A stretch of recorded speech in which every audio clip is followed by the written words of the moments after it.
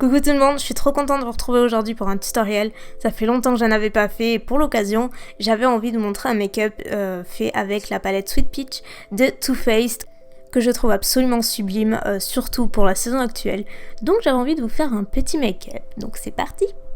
Comme d'hab, on n'oublie jamais la base à paupières, donc là j'utilise celle de Too Faced parce que je n'ai plus la NARS, je l'ai terminée, donc vous voyez je change un petit peu et je passe à la palette. Donc moi ce que j'aime bien faire c'est unifier ma paupière avec le fard couleur chair mat de la palette, donc qui va me servir à plus facilement estomper les fards que j'aurais placés par la suite et vous avez vu que j'ai mis du scotch.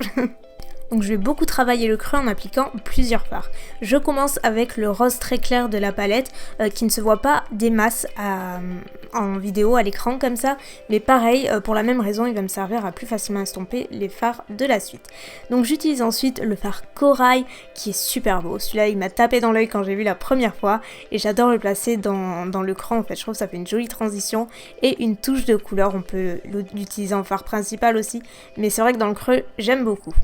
Pour refroidir un petit peu le make-up et le creux, j'utilise donc le brun toujours mat dans le coin externe, juste pour mieux redéfinir. C'est vrai que j'aime bien avoir ce genre de tonalité dans le coin externe de l'œil. Et pour terminer le coin externe, j'utilise le Peach Pit qui est ce violet satiné super beau. Et vous voyez que le fait d'avoir le scotch, ça va m'aider d'avoir un maquillage qui est super clean et net. Moi c'est vrai que c'est une astuce que j'utilise assez souvent et que j'aime beaucoup faire. Vous devez le savoir et surtout, je n'oublie pas d'estomper, mais ça vous le savez à force. Pour ma paupière principale, je vais faire un mix. Je commence avec le fard purée qui est ce champagne rosé hyper lumineux qui est magnifique. Et par-dessus, je rajoute le fard Just Peachy, j'avais envie qu'il soit un peu plus rose, un petit peu plus corail, c'est vraiment le but de ce make-up. Et vous voyez que ces deux fards vont parfaitement bien ensemble.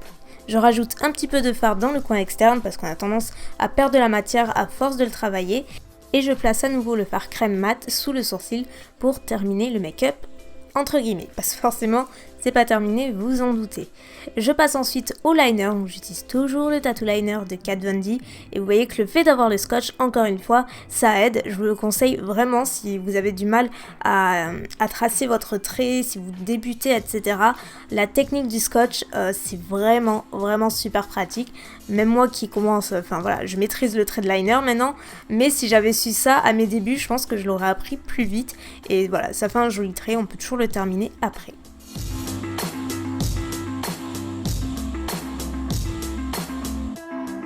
Une fois que j'ai retiré mon scotch, je passe au teint. Alors c'est une étape que je ne vous montre jamais dans mes tutoriels, parce que je pensais que c'était assez rasoir pour vous, et en fait je me suis rendu compte que ça pouvait vous intéresser. Donc j'avais envie d'essayer aujourd'hui, vous me direz ce que vous en pensez. Donc j'utilise la crème teintée mat de Jouer Cosmétique, et entre temps je me suis rendu compte que j'avais envie d'un petit point de lumière au centre de la paupière. Donc c'est ce que j'ai fait et ça ressortait beaucoup mieux. Ensuite j'utilise les faux cils parce que j'aime bien sur ce genre de make-up, je trouve que ça ressort vachement mieux, c'est hyper joli. Pour revenir au teint, j'utilise cette touche lumière de chez Sephora que j'adore utiliser avant mon anti-cerne parce que justement je trouve que ça augmente en fait la lumière de l'anti-cerne et ça réveille un petit peu plus le regard. Et franchement c'est un produit qui est vraiment super bien, qui n'a rien à envier au Yves Saint Laurent selon moi. Donc voilà, vous voyez que je l'applique au Beauty Blender, ça marche très bien et je le place également un petit peu partout où j'ai envie de lumière. Et je passe ensuite à l'anti-cerne, toujours de chez Sephora, que j'aime beaucoup. Je vous en reparlerai dans une vidéo dédiée à ces produits, mais franchement il ressemble beaucoup au Urban Decay avec un tout petit peu moins de couvrance je trouve, mais il est vachement bien. Pour le prix franchement il est top. Donc je fixe mon contour de l'œil avec la poudre Laura Mercier que j'adore parce qu'elle apporte de l'éclat Elsa et elle fixe l'anti-cerne. Et ensuite pareil j'utilise la poudre lissante éclat cette fois-ci de Sephora que j'aime beaucoup aussi et dont je vous reparlerai, mais comme le nom l'indique en fait elle a une action lissante et c'est super bien et elle ne m'a jamais donné de bouton pour l'instant. Et ensuite je fais mes sourcils avec le Brow Definer de Anastasia Beverly Hills comme d'hab. On revient aux yeux et là j'applique tout le long du ras des cils inférieurs le fard purée qui est un brun un petit peu caramel très chaud qui est très joli. Par-dessus, j'applique le fard Cobbler et je trouve que les deux vont très bien ensemble, juste pour une touche de lumière. C'est un fard qui est un petit peu rose gold et il est super joli en ras des cils inférieurs. Ça fait ce côté métallique que j'aime beaucoup. Et ma touche finale infaillible, c'est le fard Nectar. Je l'utilise absolument tous les jours. C'est le fard le plus lumineux que je connaisse. Vraiment, il est sublimissime. Et dans le coin interne, c'est le must. Voilà, c'est la cerise sur le gâteau, appelez-le comme vous voulez. Mais c'est ce qui fait toute la différence selon moi. Pour rappeler le ras des cils, j'applique le crayon Get Paid de Colourpop, qui est ce rose gold super joli. Si vous avez une alternative, n'hésitez pas à le dire en commentaire.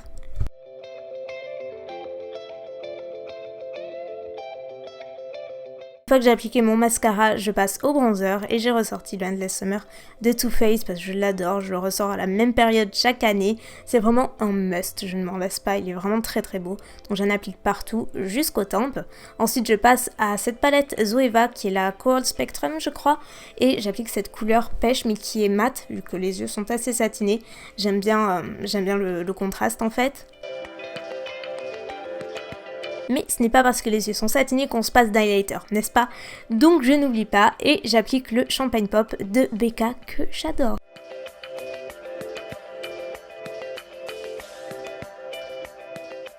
Pour les lèvres, j'ai décidé de les faire corail, bien entendu, pour aller jusqu'au bout. Je commence avec le crayon qui est un Make Up Forever, qui est voilà, corail pêche, qui est très joli. Et je termine avec le rouge à lèvres liquide d'Anastasia Beverly Hills en teinte Dolce, qui est ce joli corail pêche, mais qui n'est pas néon ou criard, vous voyez, il est vraiment très très joli.